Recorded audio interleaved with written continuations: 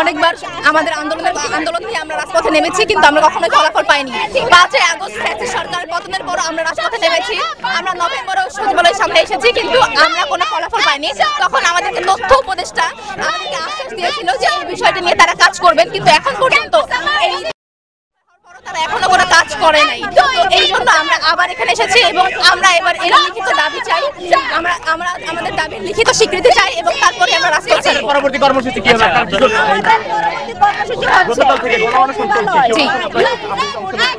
আচ্ছা, আমাদের গতকালকে আমাদের ভাইয়েরা অনশনে অংশগ্রহণ করেছিল, আর আজকে থেকে আমরা অনশনে অংশগ্রহণ করেছি।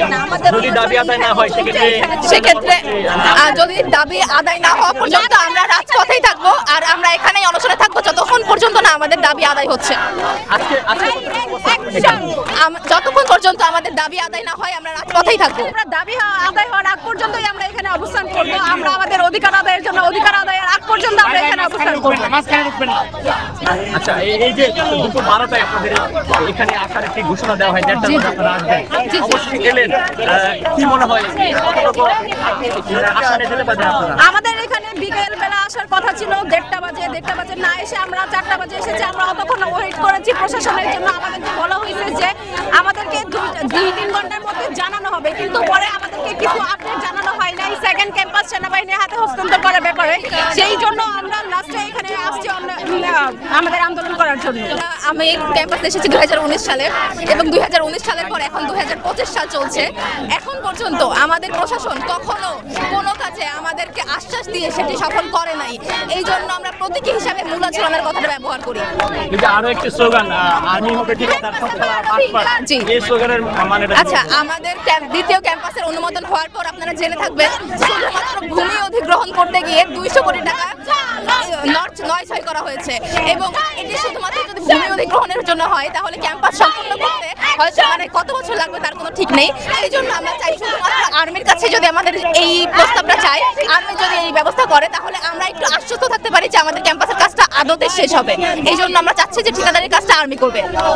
আমি একটা বিষয় বলি, সচিবালয় থেকে আমাদের কাছে চিঠি গিয়েছিল যে ওরা বুধবারে আমাদের ভার্সিটি প্রশাসনের সাথে ওরা এক ধরনের মিটিংয়ে বসবে, এরকম ঘোষণা আমরা আরো পেয়েছি। আমরা মূলত কোনো ধরনের তাল বাহানার জন্য এখানে আসি নাই, আমরা এসেছি আমাদের দাবি বাস্তবায়নের জন্য। যতক্ষণ পর্যন্ত বাস্তবায়ন না হবে ততক্ষণ আমরা এখানে অনশন করব। হ্যাঁ, আমাদের প্রথম দাবি হচ্ছে আমাদের দ্বিতীয় ক্যাম্পাসের কাজ অবিলম্বে সেনাবাহিনীর নিকট হস্তান্তর করতে হবে এবং দ্রুত তার বাস্তবায়ন করতে হবে। আমাদের পুরান ঢাকার 2টি হল অবিলম্বে বাস্তবায়ন করতে হবে। আর আমাদের যে সকল শিক্ষার্থীরা আবাসন সুবিধা পায় না তাদেরকে 70% আবাসন ভাতার অন্তর্ভুক্ত করে ফেব্রুয়ারি মাসের মধ্যে তাদেরকে অন্তর্ভুক্ত করতে হবে। সচিবালয়ে কতক্ষণ অবস্থান করবেন আপনারা? সচিবালয়ে যতক্ষণ পর্যন্ত আমাদের দাবি বাস্তবায়ন না হয়, যতক্ষণ পর্যন্ত তারা আমাদের আশ্বাস না দিতে পারে, যতক্ষণ পর্যন্ত তারা আমাদের প্রকল্প বাস্তবায়ন না করে ততক্ষণ পর্যন্ত অবস্থান করবো।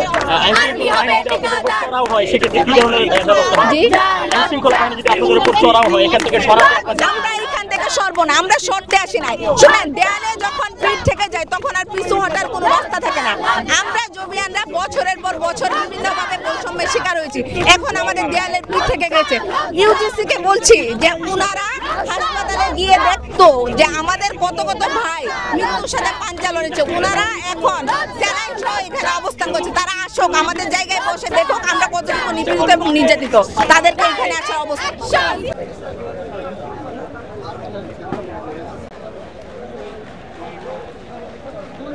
আমি